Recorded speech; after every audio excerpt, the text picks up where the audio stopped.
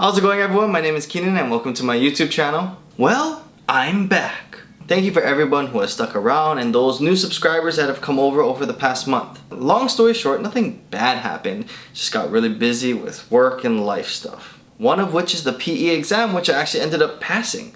So I'll make a video on that a little bit later if you're interested in that. So yes, a lot going on, but you as my audience, you do mean a lot to me and you deserve more consistency, so I'm gonna do my best to provide that to you all. And that starts with today, with my 7 tips for engineering students. As a former engineering student myself, these are the tips that I wish that I had known going into engineering or while I was going through that whole process. So if you're ready to go, don't forget to hit that like button and subscribe and hit the notification bell below so you can join our growing family here on YouTube. And with that being said, let's get into the video. So number 1, collaboration. Collaborate on everything: homework, tests, romantic relationships. But in all seriousness, if you try to excel in engineering purely on your own, you're only making it harder on yourself. And when you really think about it, engineering as an industry is built upon teamwork. So you're going to have to learn to work with other people and see different perspectives. Because there's going to be times that you need some help as an engineer, and it's really nice to have a group of people that you can count on. It also helps for you to know that you're probably not the only one that's struggling. When you're doing everything on your own, it's kind of tough mentally on yourself. Whether you get a 4.0 with friends or a 4.0 on your own, doesn't really matter. And I can neither confirm nor deny that this is a tactic that I used, but maybe when you have a bunch of people, you can get like a check account and split the cost. So I've heard. You also have access to a lot of resources. Some fraternities may have some of the old lectures and tests, so that you can possibly use those as practice problems and get an idea of what's going to actually be on some of these tests. The broader you can spread out your network, the easier it makes it on yourself. And again, it'll be exactly like this in the real world. So don't be afraid to reach out for help and create a little community for yourself. So tip number 2, get experience. And there's a reason why I have put this in front of the GPA note that I have later on. I firmly believe that getting experience is almost as important, if not slightly more important, than getting a decent GPA. Because at the end of the day, your goal of getting an engineering degree is to secure a job. If you don't have experience and you just do academically well, it's very possible that you still may not find a job. I strongly believe that employers nowadays are realizing that those that just have academic success may not actually understand how to work in a workplace. Similar to what I was saying about collaboration, people that are academically inclined may not know how to work well with others. They may not know how to work at all. Some people have maybe not even worked for a paycheck. So you can get experience in a couple of different ways. You can do it through like clubs and organizations, like I think University of Washington had a concrete canoe club. I think for mechanical engineers they have like the formula thing. Because it kind of gets you out there in the community, builds your network, and exposes you to a bunch of different people that may lead you to a certain direction for employment. And then there's also internships that you can do, and I suggest that you try to get an internship as early as possible. Now I understand that there are some internships out there that require you to probably be like a junior in college, but if you can find any sort of experience starting with your first year in college, that'll just set you so much further apart from everybody else. But the thing with internships is that it not only funnels you into employment, it also can give you some clarity on your actual profession. Like I think I'm a great example of this. When I went into civil engineering, I figured, I'm pretty decent at math and science.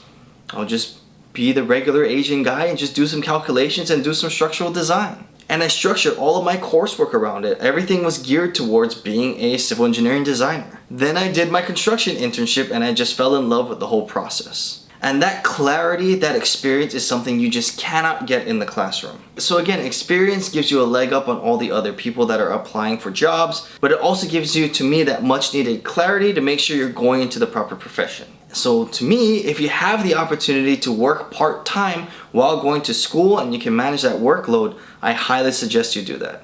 Like especially for the construction industry, I would argue that your internship in terms of knowledge and value gained is going to be much greater than anything that you'll learn in the classroom. But you still have to get your degree, of course. So number 3, GPA. So I would say as a general rule of thumb, you want to maintain a GPA of a 3.0 or higher. But my tip on this is that I wouldn't fret and stress over like between like a 3.2 and a 3.4. GPA is not everything, but it is something. I firmly believe though that if you have the right experience and you've proven yourself in the company or the industry that you're working for, whether it be an internship or some sort of organization, the company is going to care more about the work that you actually performed. So there are times that I've seen, students that have 2.8 GPAs that have done internships just get hired right out of college because the company knows that they're a good worker. You know, because I know there are people out there that just, they want the 4.0, like 3.9 is just not good enough. Or they're stressing between a 3.4 and a 3.5. So I'll put it this way, a bad GPA puts the burden more on yourself to vouch for yourself, whether it be in the interview process or through your experience through an internship. But once you prove that you can be a good addition to the workforce, your GPA doesn't matter as much. So that's why, like I said earlier, if you can do an internship and still manage a GPA of 3.0 or higher, absolutely do that. So tip number 4, understand concepts and do practice problems. If you think that engineering is just studying a book and regurgitating information, you're likely going to struggle, especially in the higher level classes.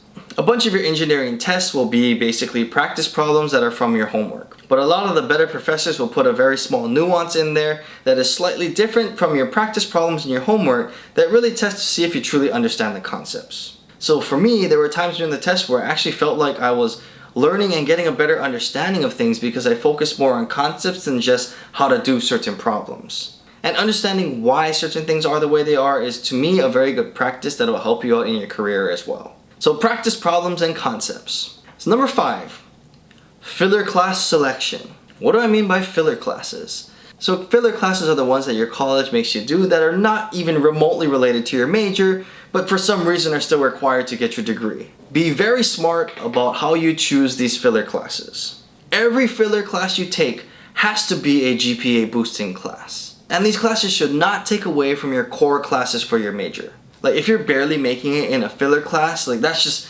not a good use of your time and money. So if you go back to the video I did on my bachelor's degree, you'll see that every elective class that I took was above a 3.5 easily. Proper selection of your filler classes can make you look a lot better on paper because the companies, I would argue, are not really looking thoroughly through the transcript. They're really just looking at your final GPA number. So that's why it also helps to network and know people in the university that you're going to, because then they can advise you on the filler classes that they took that maybe you can go and take so that you can boost your GPA as well. So tip number 6, get to know your professors. And I think the best way to do that is through office hours.